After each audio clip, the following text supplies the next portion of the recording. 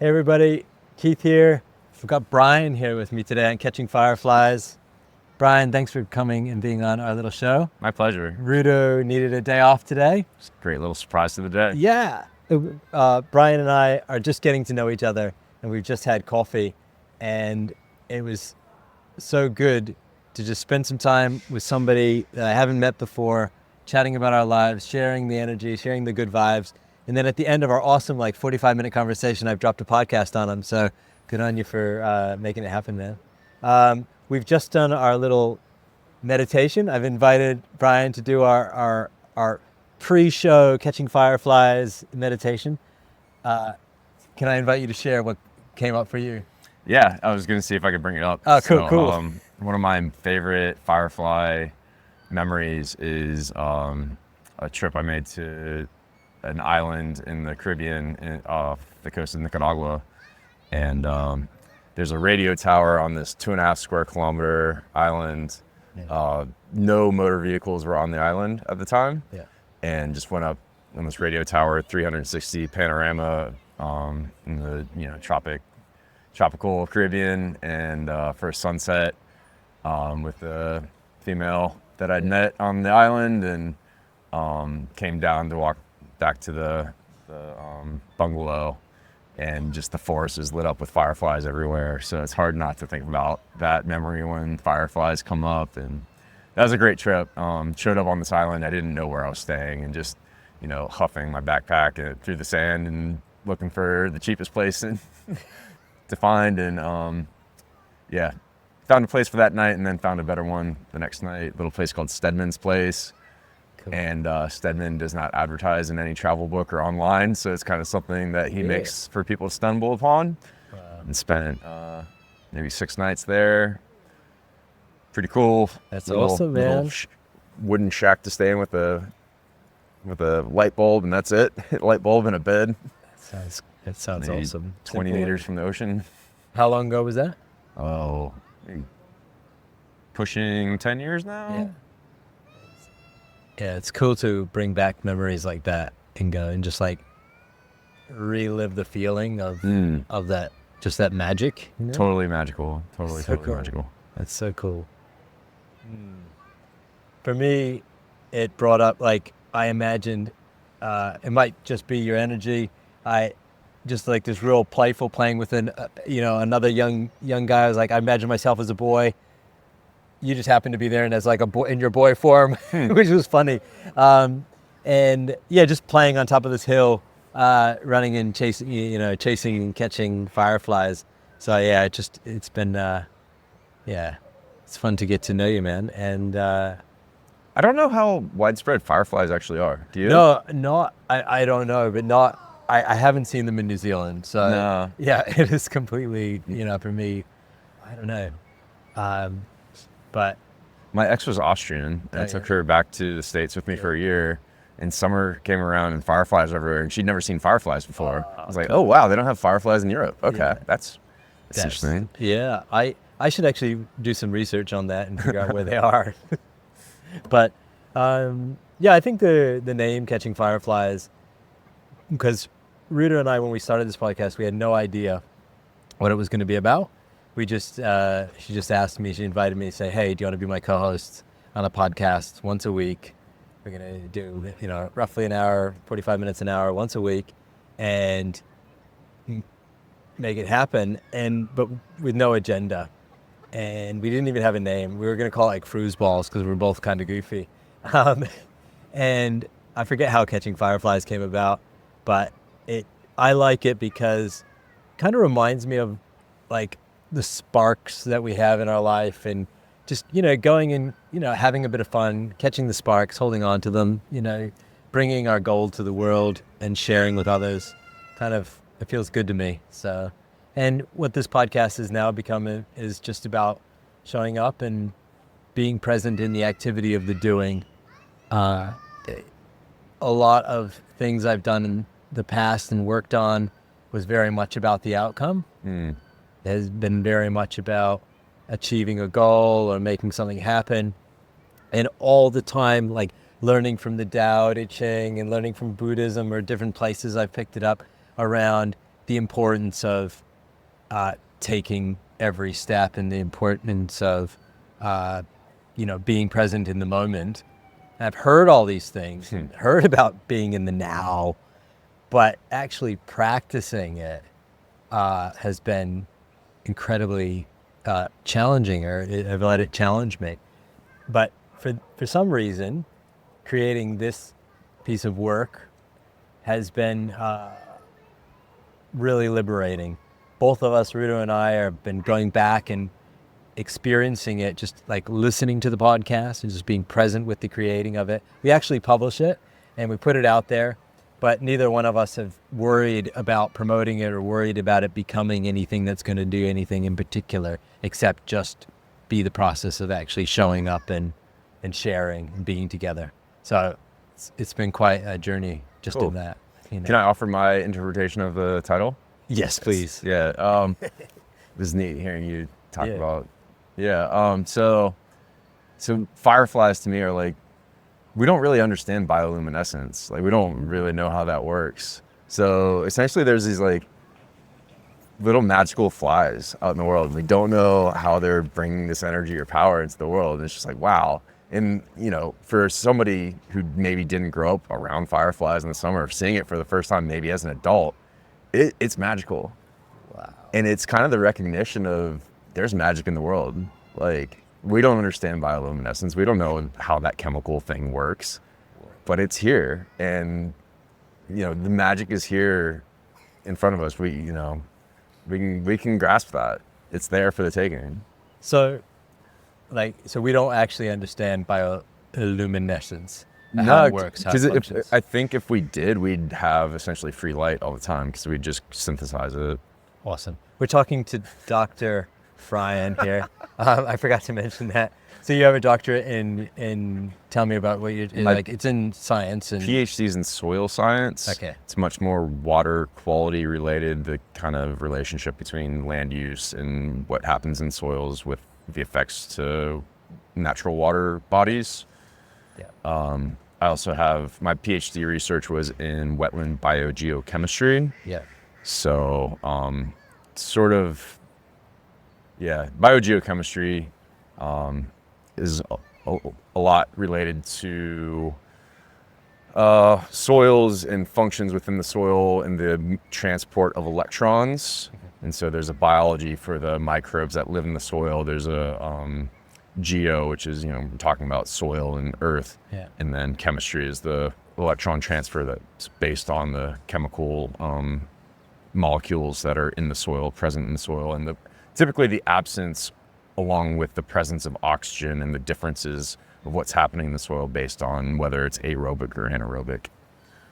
Man. Sorry. Does that feel like I'm curious to how good that must feel to dive into sometimes in your mind and wrap your head around those things. Just from a human perspective of what makes you, from a biological perspective or a cellular perspective. I don't know. So the master's advisor who, biogeochemistry guy, he, during a lecture, he would bring up the, essentially that the unifying theory of life essentially is the transfer of electrons.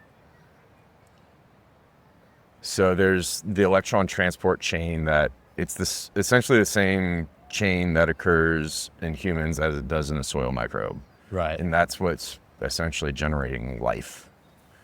Okay. So this electronic transfer, this electron transfer. Yeah. Because I like to constantly meditate on the fact that I'm animated earth, I like to call myself. Okay. The body, we eat soil, we eat food, not soil. You can, if you want to. You eat food, and from that food, it creates body. And so we create more body based on the food that we eat, right? Mm-hmm. And then when we die and our body goes back to the earth, on an electron level, what's happening there? Are all the electrons just... So breathing, okay. Okay. Oh, yeah, okay. So we're doing the process inside us by breathing. Right, so respiration. Yes. Yeah, so that's respiration. is bringing in oxygen, which is negatively charged, I believe. So that negative charge comes from an electron that is essentially donatable Okay. to the system, and it runs what's called the Krebs cycle within us, I believe. Okay. It's okay. It's out of your department. That's Edit this okay. out if I, yeah. Yeah. But yeah, so we respire in order to be able to transfer that electron off the oxygen atom to run whatever needs to run. Yeah. You know, our heart pacemakers are something that give an electronic pulse to the heart that makes it beat. Right. Yeah.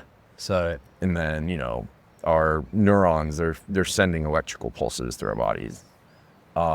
Food. yeah, food. So that more these like are the minerals, right? So The chemicals. food is carrying chemical energy. Okay. So like a sugar, that's a carbohydrate, carbon, Yeah. hydrate, hydrogen. Yeah. So it's a chain of carbons along with hydrogens and oxygen. Yes. And so when during digestion, those molecules break, Yeah. and that breaking releases the electrons that work. Yeah. Cool. This is fascinating. I was totally unprepared for all this. No, Thank you. thanks, man. No, I'm sorry. I'm just digging my own need for understanding. So something that's cool to think about. Okay, look up. Yes. There's leaves up there, right? Yes. Okay. You take a leaf and you rub it in your hand. What's Yeah. there? What's in my hand? Like what's Like after you rub it. yeah, I've got some green on my hands. I got some chlorophyll a little bit. Yeah. Um, And some little fibers. is it totally dry, or is there water there, right? So there's moisture. In There's there. moisture. Yeah, and so it's How's it get up there? how does it get up there? It pulls up through the earth, through the roots, and up. How's it do that? Like how is water defying the laws of gravity to get from down there to all the way up there? It's not evaporating in the root system to get up there. No idea. It's a chemical. It's chemistry essentially. Yeah. So water moves from wet to dry. Okay. So that's Oh, why so why evaporation's occurring. it's a wick. Exactly. Okay, So like so even though water's not boiling out there, Mm-hmm. it's still going because of diffusion. Okay. Water moves from wet to dry. Mm-hmm. There's sugars essentially in these leaves Right. that use chemical diffusion to draw that water through the entire tree all the way up there. Whoa. Yeah. That's awesome. Some that you look at a tree, you're not thinking like, how does water get to that leaf? Like, how does that work? Everything's chemistry. It's all electrons. I was listening to something the other day, and it said half of our pulmonary system lives outside of us. There's like the trees. Basically, Cool. the trees create the oxygen, we breathe the oxygen, and it was just like without one or the other, we don't exist. That's cool. you know? Yeah. I was like, oh wow, that is fascinating. Yeah. Now just to know how those reefs get their water, which is not something you think about every day, and it's just so cool. You see it every day, and Yes. you don't really. Totally taking for granted. Yeah. Beautiful tree. Chemistry, I did not do well with chemistry through university, but when it started to get applied to my research and learning what's going on in wetlands, Yes. it's like, oh wow, okay, I want to learn about this now. That's really cool. That is very It's a lot easier learning those types of things when it's applied to real world things instead of just looking at formulas on an overhead projector, I guess. And now tell me, are you open to talking about some of that project you're working on now? The Dream Project? Sure. Yeah, cool. I'm going to just like completely like a DJ, like, Cool. Remix. yeah, a little remix here. And a remix with Brian. And pronounce your last name, Levine. Levine, sorry. I just met Brian, Dr. Levine, sorry, doctor. And yeah, I was just hearing about some fascinating work you're doing with dream interpretation, life coaching, leveraging AI and its capabilities to just consolidate. I mean, it's got access to so much information. So just describe briefly what you're working on and like what you're doing with it. So people can come to you with their dreams. They have a dream. in life and they have some goals, I don't know, how do you show up for them with what you're working on? So I'm offering AI facilitated dream analysis. So sleep dreams, not aspirational dreams. Okay, yeah. Yep. I got into Jungian psychology, both from an interest of general intellectual curiosity, and I got into some Carl Jung. But I actually I got very into the power of the subconscious during my PhD work, when I realized the diminishing returns of putting in long hours. Okay. So in realizing, there's a point at which my energy I stopped doing good work. And I also had a number of, insightful breakthroughs while doing stuff besides working. Okay. The shower moments. Right. For me, they would take place either during a run, because I used to do a big runner, during a swim, just relaxing. So not working, and then it's like, boom, light bulb goes off. That's what that data means. Oh, that's the meaningful conclusion of this research project that I'm working on. That's what that means. It's not what I'm sitting there grinding out, Right. reading another technical paper, writing up, what I'm trying to write up. It's when I'm completely disassociated from all that work. What's going on there? That's the subconscious. Cool. That's subconscious processing that's happening. So that's when I become very aware of the subconscious processes that are occurring in the background. And I learned to give myself that time where, I put in a lot of work, but I created a lot of open space in my schedule back then in order for the subconscious to be able to be essentially open up space to get messages from my subconscious. Yep. And so I came into Jungian psychology having that general understanding that there's a lot of power into tapping into the subconscious processes. And then when I was introduced to Jung and started reading about it, there's this whole dream analysis thing that I had no idea, I was not anticipating learning about. And the Jungian perspective is that dreams are a way that the subconscious communicates with consciousness.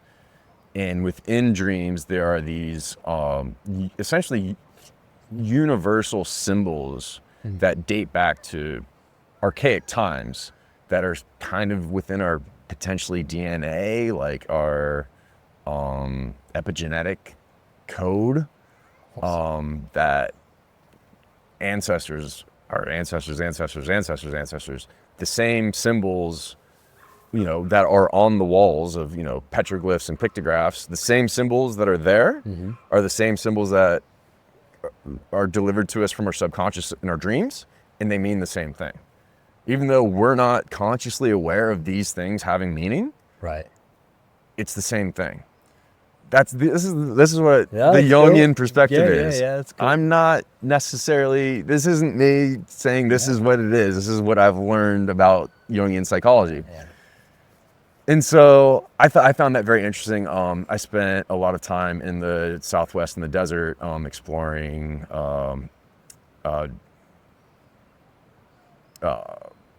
ruins of the Native Americans. I just go backpacking and just looking for alcoves to explore and finding all sorts of crazy pictographs and petroglyphs and stuff is awesome. And so like these symbols, like I've been interested in these symbols, and so that's that. The talk within Jung about what these symbols are and the meaning, like I could picture some of these things he's talking about. It's like, oh yeah, I remember seeing something like that on this wall. Right. How could did he know about that? And he researched extensively, like Right. what symbols mean from around the world, from many different cultures, and all the overlaps that occurred within those, and the meaning, the interpretation, the overlapping interpretations of these symbols that existed across millennia from geographical, extremes. So I was interested, had the idea to start.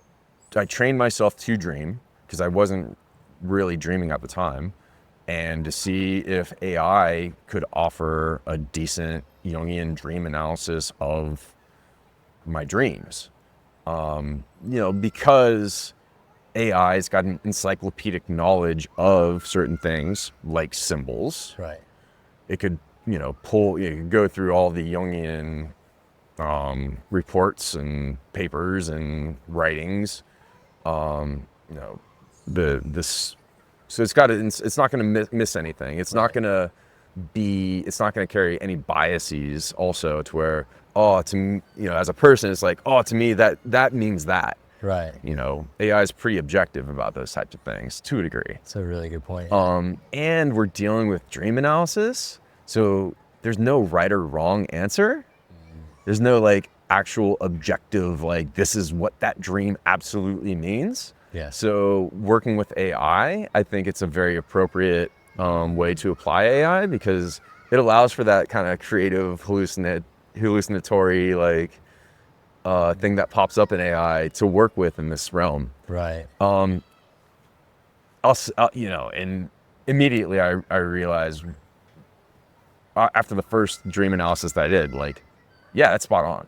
Like, its interpretation is a direct reflection of what I'm going through, what I'm trying to figure out in my life, That's like really cool. what I'm working with, and continued with that. Started working with my friends' dreams, asking them to tell me their dreams. I've not run into the case where it's like, oh, that's totally off base. That makes no sense to me. Nobody's responded. That makes no sense to me. It reminds me, like, back in the day when we had some dream they still exist, right? And all of this is the AI has access to all of these books as well, of just the symbols and the, seeing the spider, or I'm just thinking of the simplistic things, or eating rocks or something like this. What does that mean? It's pretty fascinating. And it's curious of how far those writings go back, or those interpretations. But yeah, when it comes to a symbolic level, the first thing that comes to mind is not so much about dreams, but about words, like how words have been formed in terms of like the sun, for example, Ra, and and throughout different cultures from completely different parts of the world, picking up these elements of language from symbols. Basically, it's all come from symbols, the language as well. And so when you're doing your research about like subconscious stuff, what ways did you trigger, sorry, just to go a little bit off topic backwards and then come back, did you use to trigger your subconscious or access your subconscious, or basically lean on it? Like what activities did you do? So I started meditating. I heard a podcast. I had a very toxic inner dialogue for a long time. Okay. And then I heard a podcast about somebody talking about realizing they had a toxic inner dialogue and the steps they took to mitigate that. Cool. And I said, oh, wow, I have that. You don't need to have that. You don't just have to live with that. And so I started that inspired me to start meditating, to just sit back and listen to the mind and the messages, and learn, I don't actually have to listen to that voice in my head. And learning how to quiet the mind and question whether what the mind delivers is relevant or useful. And so that I think that kind of opened me up to the world of the subconscious, just to learn how to observe that. Just listening, learning how to listen, I guess. Right. Just being without present. attaching. Right. Yeah. And so back to dream analysis, which now I'm very excited, because I went to I did some men's work a couple months back. I went to like a training, and one of the things they said was like, write down your dreams every morning. And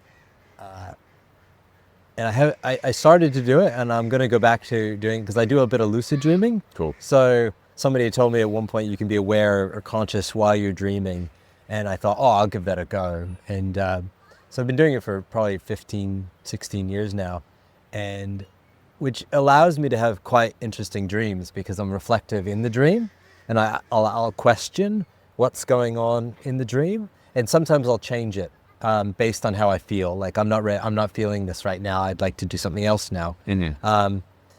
What's your thought on writing it down when you wake up? Like writing this randomness down, when you wake up. From Obviously my experience capturing and it. what I've read about being able to record dreams, I think everybody has that tendency to just completely forget about their dream almost instantly. Okay. So part of remembering the dream is writing it down right when you wake up. At least at the beginning, when you start to work with dreams, when you really focus on trying to remember your dreams. Yeah. After a while, I think you get better at just generally remembering them. Right. But at least at the beginning, writing it down is a crucial step for people. Maybe not everybody, but seems to be a major part of it. So it sounds like a really good first step to like doing something a little bit differently. One, starting to capture our dreams, and two, like the opportunity to analyze your dreams. And Yeah. start asking questions. Like, I don't know, what do you think the effective is? Like, what's the result of I've got this dream, it's weird, and I go and I explore that and I find out something about myself. Like, where's my growth in this? How am I going to feel? Like, or how have you felt, or how have other people experienced that? So from what I've read in Jungian psychology, once you start working with your dreams, you start dreaming more often. Okay. And that's been my experience. And that is because the subconscious feels listened to. Oh, cool. Like it's been through your life, it's been giving you these messages, and maybe you remember them, maybe you don't. Maybe you spend a little bit of time thinking about what that might mean. Maybe you think about it and be like, oh, maybe I should apply that to my life. How often does that happen for the general public? Very, very little. But then you start working with it, and the subconscious is like, oh, somebody's listening finally.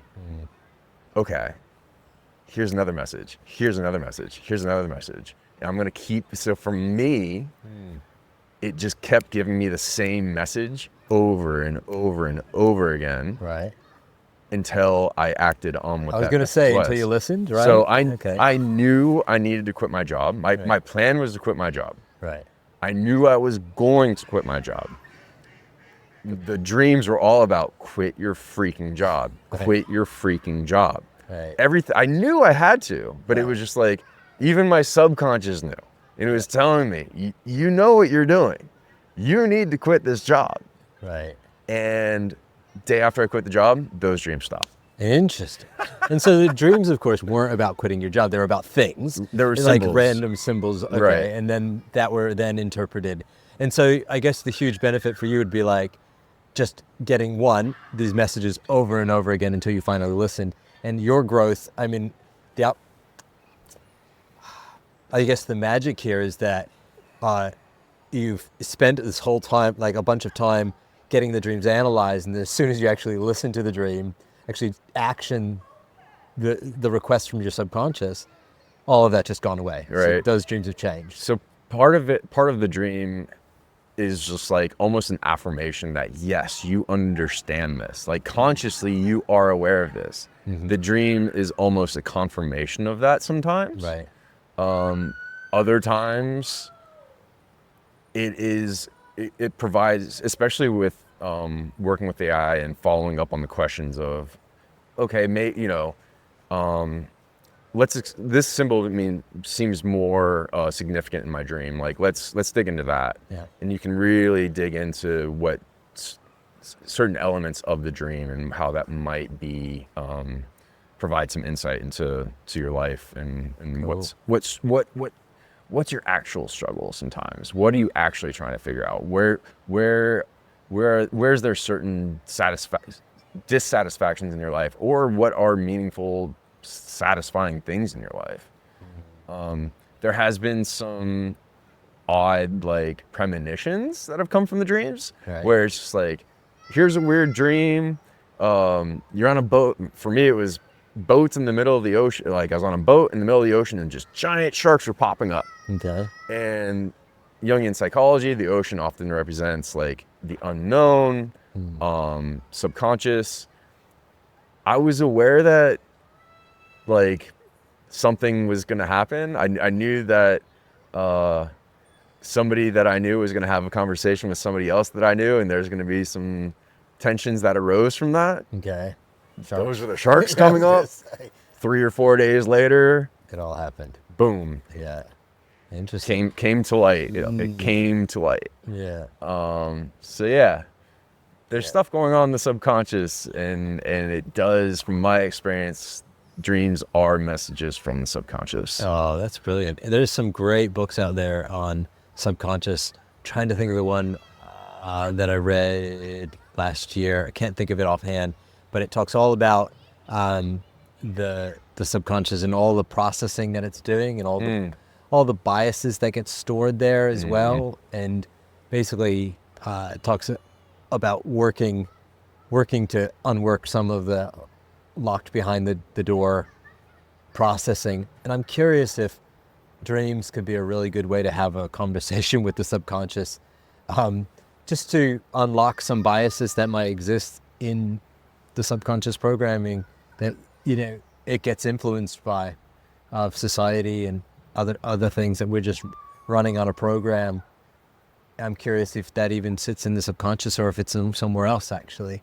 Yeah, it's just some questions. I mean, I imagine any bias that we have is below consciousness for most of the time. Like the things that influence our decisions that we're not aware of influencing our decisions, or that's subconscious. That's baked within. For sure. I'm just thinking, get this intelligent subconscious that's talking to us to have that conversation go two ways, and say, hey. Well, that's what the dream analysis is all about, cool. essentially, and like relying on AI to facilitate it, I find extremely useful, because it's not as biased. It has its biases, but it also has an encyclopedic knowledge without personal history, really. And again, so you're using your years of like prompting knowledge, because as we learn with AI technology into our lives, it's about prompting it, it's about asking it a question. And so you've, from our conversation earlier, spent a lot of time looking at the right questions to get the right, to get the results that are actually understandable and, easy to work with. Not just questions, but telling it what to do. Being willing to be like, you are this. You are going to do this. This is your task. Cool. Do this for me. Go and get them. And again, it's like you working with AI and working with somebody like yourself is like working with AI is like asking the book that has read every book questions. And then what's cool is that, you're starting to look at this and working it into a life coaching process. So not only do we get this analyzed, we get this reflection from these dreams, and we start to dream, which is pretty healthy. Just the actual act of dreaming sounds really healthy. Listening to something within you, like deep within you. It seems like a pretty good place to be. I don't know. It all makes sense. Listening to that thing and then actually getting help to act upon it. Yeah, sounds really healthy. And there is a reaction when you start acting on it. There's a response from the subconscious. There's a relationship there. And listening to Jungian podcasts, the subconscious gives and the subconscious receives. It's bringing in a lot of information that we don't know about too. Yes, 100% right. So there's a two-way street with the consciousness and the subconscious. My favorite quote from my sixth grade English teacher was, he said, just know that your brain uses like so much more than, the capacity of your brain is huge. And he said, don't be afraid to pay attention to absolutely everything. And it was interesting. It's kind of like there's this conscious attention, but also once you train it consciously, it goes off on its subconscious. So for example, just being in this present moment, I've been observing the things behind you, around you, the ducks, the way that bridge is built, there's, moss growing in certain places. And it's all stuff that's irrelevant, perhaps. But my subconscious is definitely working with that, storing that information. I used to always think about it in terms of exit exits. Whenever I would walk into a new building, I always think of all the exits, and I would look at them consciously. And now I don't need to do it consciously because my subconscious understands every door and window in case of an emergency. I was just a little bit, conscious kid of thinking about, how to get out of this building if I need to really quick. Anyways, I'm rambling, but it's a beautiful moment that we can dive into this deck of deeper questions. I'm going to ask us 2 questions today. And this is made by a friend in New Zealand called his name's Kiran Patel. And he's created this deeper questions deck for people to get to know each other. And he does amazing videography and interviews tons of people. And these are his questions. And so I think it's a pretty cool opportunity. We can just flip one over. Heck yeah. Awesome. Okay. Don't worry, it's not going to be too deep that we need cotton wool, but I'm sure we can. Here we go. Can you tell me, Brian, about how you met someone who is now important to you? Tinder? Tinder. A dating app? How about, oh yeah, sorry, you answer. Okay, that's answer done? Yeah, just randomness. Yeah, Okay. Synchronicity. If you want to talk about Jungian psychology, synchronicity. Yeah, 100%. A shared love for the beach and the ocean. Definitely. While being single at the same time. Yeah. Can you tell me, I'm reading it to myself, can you tell me about someone you met who's now important to you 15 years ago? Is that this raw food potluck meetup? And here's this guy who's just just bright, intelligent, strong, kind. And immediately I started talking to him and I was like, oh man, I just felt like a really good connection. And then since then, yeah, he and I are really close friends. We don't get to talk every day or every week. We used to be neighbors, which was really cool. But yeah, he means a lot to me. And Rudo, who I'm doing this podcast with, it's just super special to get together with somebody once a week for no other reason than just to spend time together and create something together that stretches you.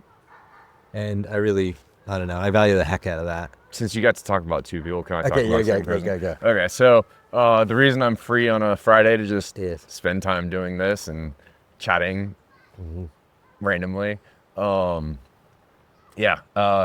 Met this guy named Sean. He is a new father for the past, 6 hours, 8 hours maybe. So welcome to the world, Nico. Awesome. Pretty cool. And so, yeah, I just moved to New Zealand. Didn't feel right when I moved. Just things felt very, very off. I really struggled. I was completely exhausted and burnt out from living a wild life for a good decade. And then moved around the world and didn't know anybody and the stress that's involved with that. And I was in a rough spot and hadn't really met anybody I connected with yet. And told the woman I was living with one morning, I'm going to go out and meet a friend. I'm going to make a friend today. So cool. And went for a run at a park in Palmerston North, and I was barefoot running. I was a big runner, and just for general foot strength, Yeah. I was barefoot running in the grass Cool. around a park, and I saw a group of people playing ultimate frisbee. Yeah. And I played ultimate. I was like, that's how I'm gonna make a friend. So I went over. I was like, hey, can I play ultimate with you guys? They're like, sure. And guy came over to me. He's like, hey, you're barefoot. Are you drowning? I was like, sure, but I'm just really running barefoot for foot strength. But not, especially 8 years ago or whatever, people really weren't into grounding, I guess. Yeah. So we kind of hit it off over grounding and kind of more esoteric health stuff. And since then been really, really, really good mates. He set me on a path where I could be financially free, and here I am on a Friday afternoon, just completely free. Chilling. Yeah, we had our coffee, and then it was just like, do you have time for a podcast? And yeah, it's awesome, man. So yeah, It's brilliant. just I guess voicing and manifesting. Yeah. That's how I met somebody that was important in my life. I like it. I'm gonna go out and find a friend. Cool. That is so cool. I love that. I love that statement. It's kind of like I got it meeting Marie, my wife. It was slightly different. It was the more like this prompting from the universe going, well, I did say to myself the morning that I woke up that I met her that I really like want to connect with other people. Like I want to have some meaningful connection in my life. And I got asked that day 3 times by the same guy to come over to his house and have beers with him. And I didn't drink beer, and I still don't drink beer, but I wasn't drinking any kind of alcohol. And I was like, hey, dude, I'll come over and I'll have a glass of water. You got, some nice water. And because finally, after the 3rd time, I was like, all right, I'm supposed to say yes. And anyway, long story short, that's when I met Marie in my gumboots after the farmer's market, and the rest is history. My experience with romance has been the point of the absolute low and complete capitulation, saying I'm never going to meet anybody, anytime, anywhere, at any point for the rest of my life. That's when it usually pops up for me, personally. There you go. So yeah, get down to the I have to give up early if I ever need to meet anybody again. It's just there you like go. instant, oh, it's never, ever going to happen. Yeah, it's That's been my experience. It's funny. Yeah, no, I've definitely felt that. Actually, at about that time, I was thinking, oh my gosh, I'm 32 or 33, I don't remember. And like, how is this possible that I could meet this person? Like, where is she? How is that possible? Things take a long time. And literally a week later, I think we were met, and then we were together. And then 6 months later, we were married. A month after that, we were pregnant. She was pregnant. And now 13 years later, got 2 amazing, beautiful kids. And Beautiful. It's all magic. That's awesome. What are you learning in your life right at the moment?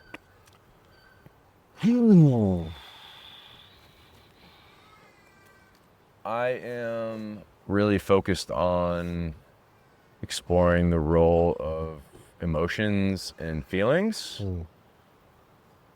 Cool. That is awesome. Yeah, it's a pretty foreign concept for me.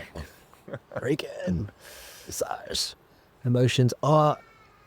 Makes me think about just the identifying emotion works that I've done in terms of like nonviolent communication, which is really cool.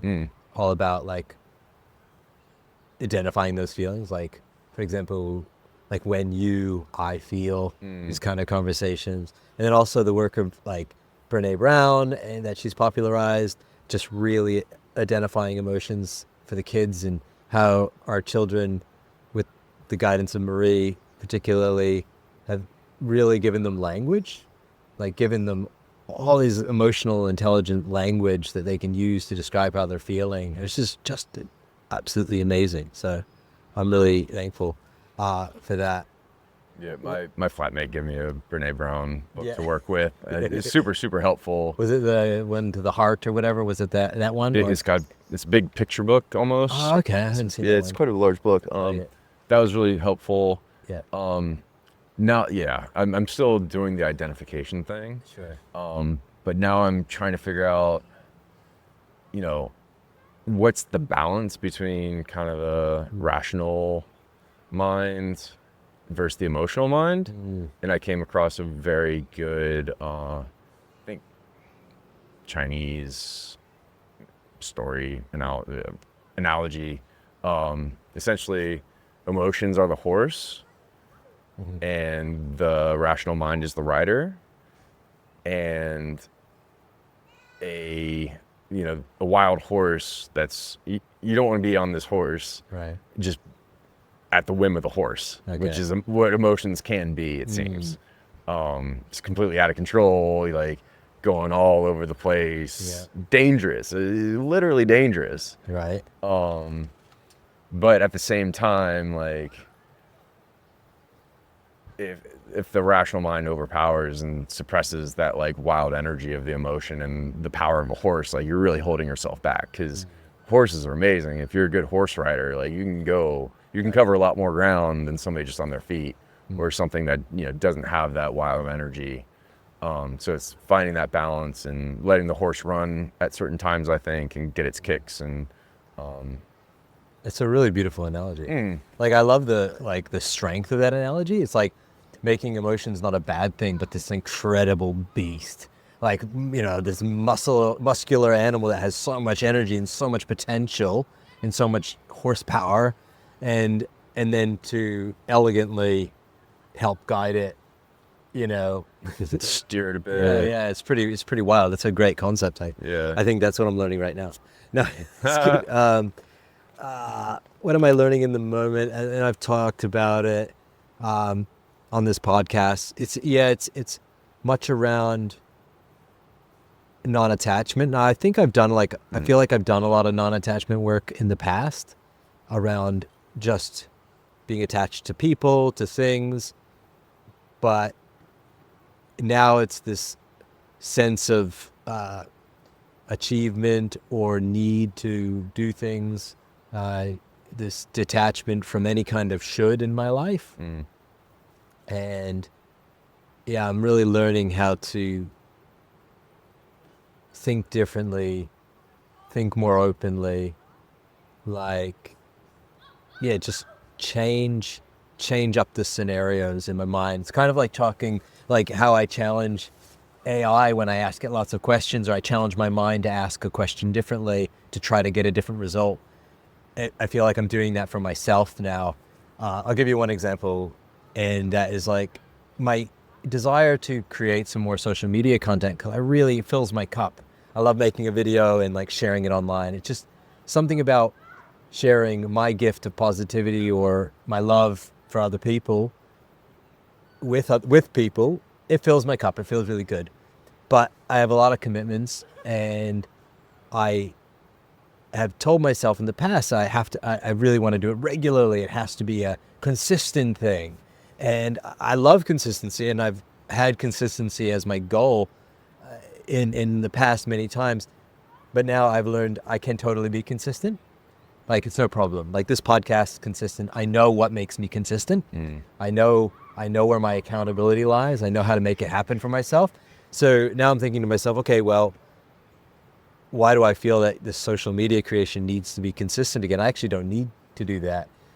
Long story short, I've asked myself a question going, hey, why don't you just do a 5-video series, little ones, and put them out there and enjoy that process, as opposed to worry about being consistent. It's an old hang up. So what I'm learning is a little bit about myself is that I've got this hang up about being consistent, that I need to show up all the time in a very consistent manner for whatever thing I'm working on.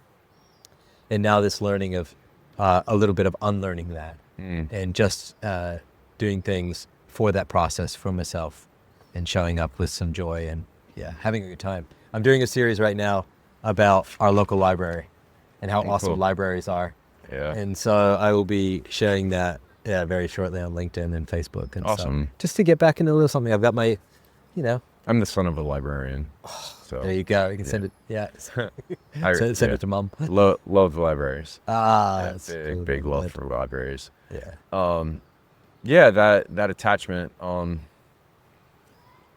It's like holding on to something. I feel it's almost like we have, it's a rule saying I have to get that. And that's just like, there's nobody imposing that rule. It's like a rule we're imposing on ourselves. We're choosing to make that rule the rule. Yes. So yeah, I think framing things in that way, like, it's almost like work smarter, not harder. Like, there's no rule saying you have to do it the hard way. No. 100%. There's no rule saying you have to do X, Y, Z. Yeah. Like, that's the story. Yeah. That is 100% story. Yeah. So I like to think about what's the story that I'm telling myself here. Yeah. Is this story useful for me? Is it helpful? Yeah, or is it not? Is it holding me back from something else? Is it making me miserable? Am I telling myself I have to have this thing or go after that? And it's causing me to feel guilty or shame for not doing it or whatever. And, who's judging here? Who's giving me the points that are saying, oh, you did it. Here's 100 points. There's no points. No points. Like, I'm either happy that I did it or I'm happy that I didn't do it. And that's how it is. Like, what's the story here? What's the story I'm telling myself. Oh, I love that. That's so like that's a really good goal. Like that. At the end of the day, asking ourselves, what is that story that we're telling ourselves? Especially when we're feeling pain or discomfort, like what expectation am I laying on myself for feeling the way I'm feeling right now? If somebody, like whether it's at work or something else, if I was feeling, or in a relationship, what is that story that I'm telling myself that makes me consider feeling that way? I don't know. It's brilliant. And Brian, thanks for coming out here, sitting by the beautiful ocean and this little waterway that is attracting lots of sandflies. And I have jeans and socks on, and Brian has shorts on. So I'm feeling very guilty for all the biting. Practicing stoicism right now. He's practicing stoicism. Can you see it in his face? Brian, thanks for doing the show. My pleasure. This is a blast. Really cool. Anytime. Yeah. Oh, brilliant. Thank you. And thanks everybody for listening. We'll see you next week. What's up?